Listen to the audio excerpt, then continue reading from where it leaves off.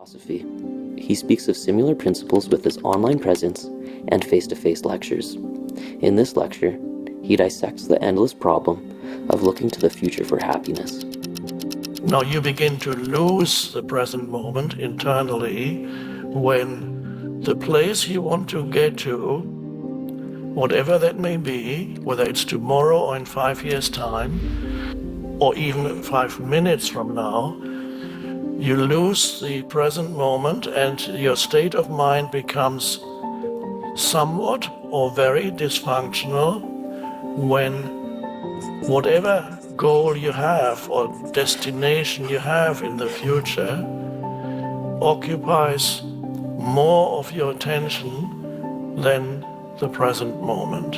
If you don't enjoy the journey, which is always now, the step you're taking at this moment, if there's a lack of enjoyment, then you have lost the present moment, and the place you want to get to has assumed an importance that becomes dysfunctional. I won't be happy until I have a private jet. It doesn't have to be big, just a little one. I cannot be fully myself unless I have a car that's better than most people's cars. And so you strive towards that, and in the meantime, you're not happy, because you're striving towards a place that promises some form of fulfillment, whether you call it happiness or having arrived, or this weird expression in the English language, making it. Making what? And then you have weird ideas in your mind. An enormous amount of fear arises because you have certain thoughts, especially at 3 o'clock in the morning. You wake up and the mind starts up and a weird word comes. I don't want to be a loser. A loser. Maybe I will be a loser. Maybe I'm not going to get this car. And maybe I'm not going to become the greatest this or that. Or maybe I'm not going to find the person who's going to make me happy. So always looking to some future moment, and then you realize on a practical level future works, but on a deeper level, finding a true satisfaction in life, you have to look somewhere else. Eckhart believes that we have anxieties and anticipations about the future because we compare it to the present. He has said that if the imagined future is better, it gives you hope. If it is worse, it creates anxiety. However, these comparisons are fictitious.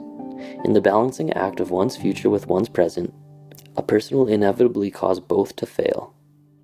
What is the future that never appears, that can completely occupy our attention to such an extent that we lose the most important thing in life, and that is to be at home with yourself in the present moment, to feel where you are, to feel a connectedness with being.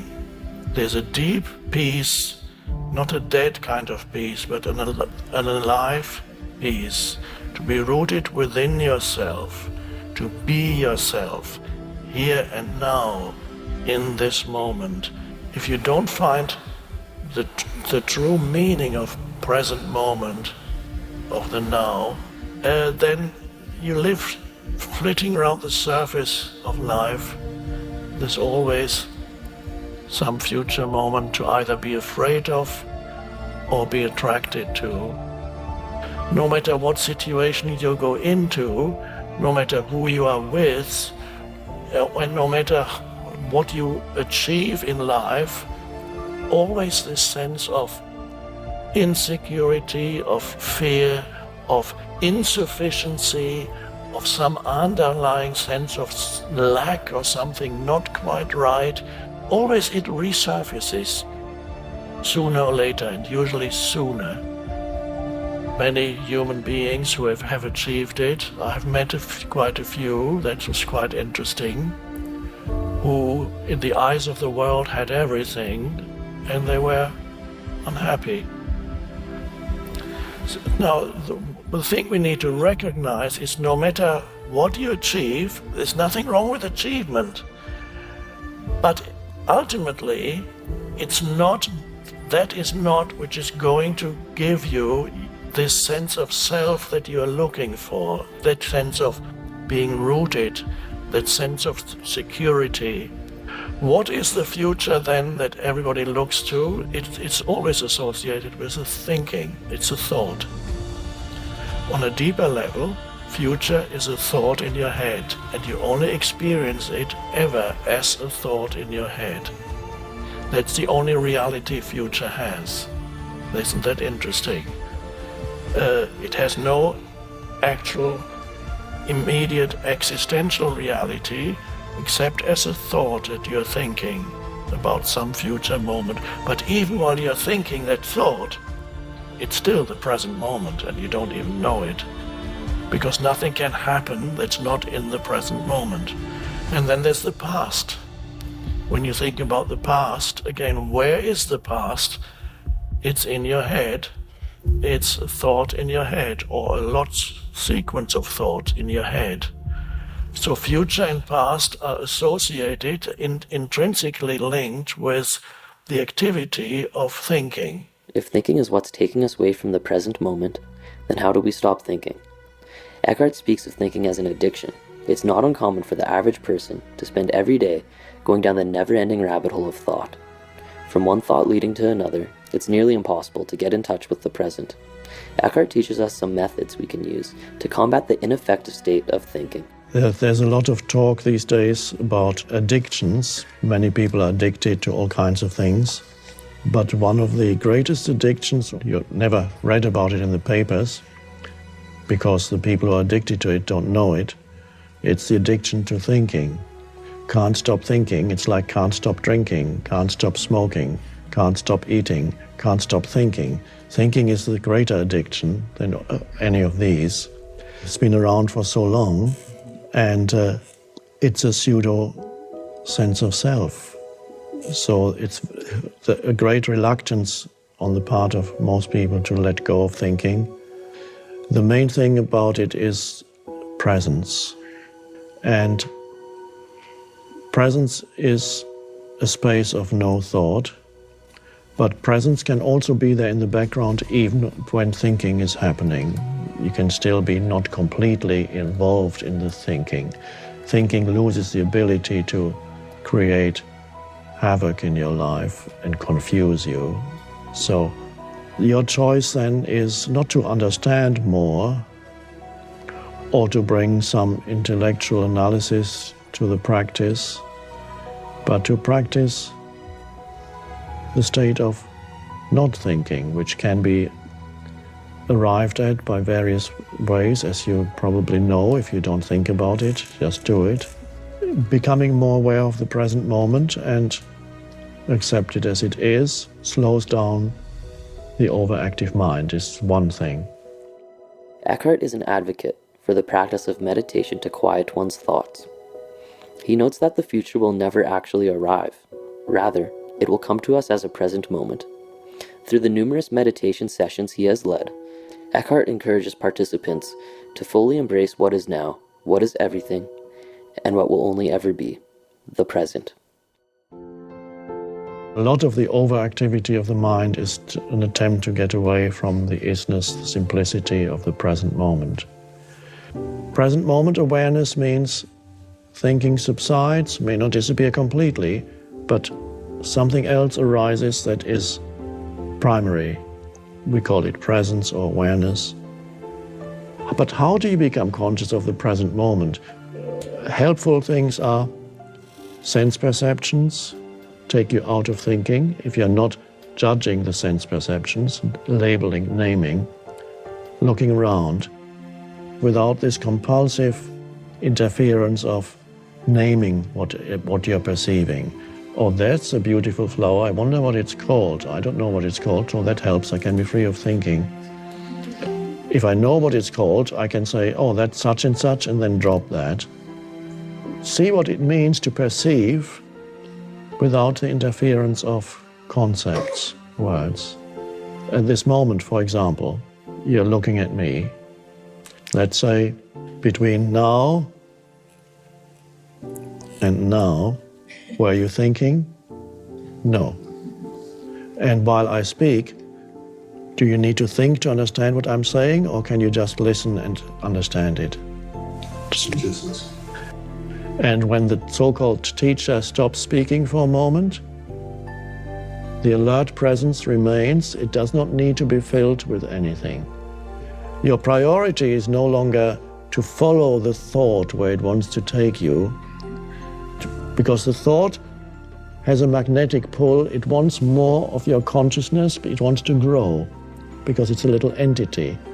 And in subtle ways, it tries to get your attention. It might even use a bodily feeling. Gosh, I'm hungry suddenly. I need to eat something. And then you think of what restaurant am I going to afterwards? And so the presence is gone. You are gone. You are looking for a restaurant in your mind. Which means the thought used as some bodily thing to make thoughts out of it, completely pointless, because you can't find a restaurant because you're standing here. But it can use all kinds of things to get your attention. And if you're not careful, if you don't know the mechanism, it's not so much an intellectual understanding, but a simple realization that this is what the mind does. It tries to pull you in. Once you know that, you can allow thought to arise without following it where it wants you to go, which is into another bigger thought and a bigger one. One of the main driving factors for thought in our lives is what Eckhart describes as mental self-image. When we eliminate self-image, we go beyond hating or loving ourselves, and we can simply just be ourselves. This allows us to transcend the turmoil and confusion of everyday thought. When we withdraw our ego, we disregard the problems that are attached to it. The essence of the awakened consciousness is that you go beyond having a particular idea in your mind that represents yourself, as a mental self-image that you relate to. Because basically it's ego, a mental self-image. This is what I am, this is who I am. If you want to learn about not having a mental self-image, watch your dog or your cat. They don't have an opinion about who they are. They just are who they are. So that removes an enormous amount of problems from their lives. Of course, they don't have the mind activity that creates a self-image in their head. They are pre-mind, and therefore their life is far less problematic than human life. You can see how wonderful it is not to have a self-image. You can look at an ugly dog or an ugly cat. They don't have a problem with that. Even an overweight dog or cat, they're okay. No self-image. How wonderful to live without an image of who you are, because you are the presence. You're not the form that's a temporary expression of you, but you are the underlying presence. And when you feel yourself as the underlying presence, you don't need to live through some mental image of who you are. And that's where you go beyond hating yourself, but you also go beyond loving yourself. It's just being yourself. It's similar to the dog, but it's not a regressive step. It's a step forward for humans. You go beyond the mind-made sense of self. You don't fall back to the pre-mind-made sense of self. You don't need to live through a self-image of who you are. The more presence that comes into your life, the more you feel yourself to be the presence, not some mental construct. Of course, somewhere on the periphery of your mind, there may still be there is a little bit of a mental construct, but it does not provide the basis for your sense of identity anymore. The foundation for your sense of who you are is you are awareness, you are presence. And that's a liberation from the self-image. And that's wonderful. So it's not go beyond hating yourself and then also go beyond loving yourself. If you need to go through the stage of loving yourself because you cannot go directly from hating yourself to presence, then do. go through states of loving and then step beyond that. Throughout his work, Eckhart remains adamant that when we stop looking to the future for happiness, we are able to connect with the present moment. The best way to do this is break free from the chains of constant thinking and recognize excessive thought as an addiction. Through certain methods and practices, we are able to achieve this. Eliminating mental self-image becomes key here. It allows us to shed the burdens of self-judgment and societal expectations. Setting us free of the turbulence of negative everyday thought, we step into a world where the present moment unfolds, offering peace and clarity of our newfound selves. These teachings are only the tip of the iceberg Eckhart has to offer. Today he continues to teach, awaken, and guide us through the chaos of everyday life. There is something we can all learn from the timeless teachings of Eckhart Tolle. Shop.motiversity.com, where inspiration meets artistry. Our canvases are your consistent reminder that growth is not just a destination, but a way of life. Available through T&H's parent company, shop.motiversity.com. Change the way you see your world. This is a good list that I've put together, inspired by a couple of others and my own contribution, and I'd like to share this list with you. First, learning the power of purpose. A person who has purpose in their life, they have something to go for, some meaning. One writer described it, for some people it becomes a magnificent obsession. And for you and I, maybe it doesn't need to be that dramatic as a magnificent obsession. But it has to be something that does something to us, something that pulls us, especially into the future.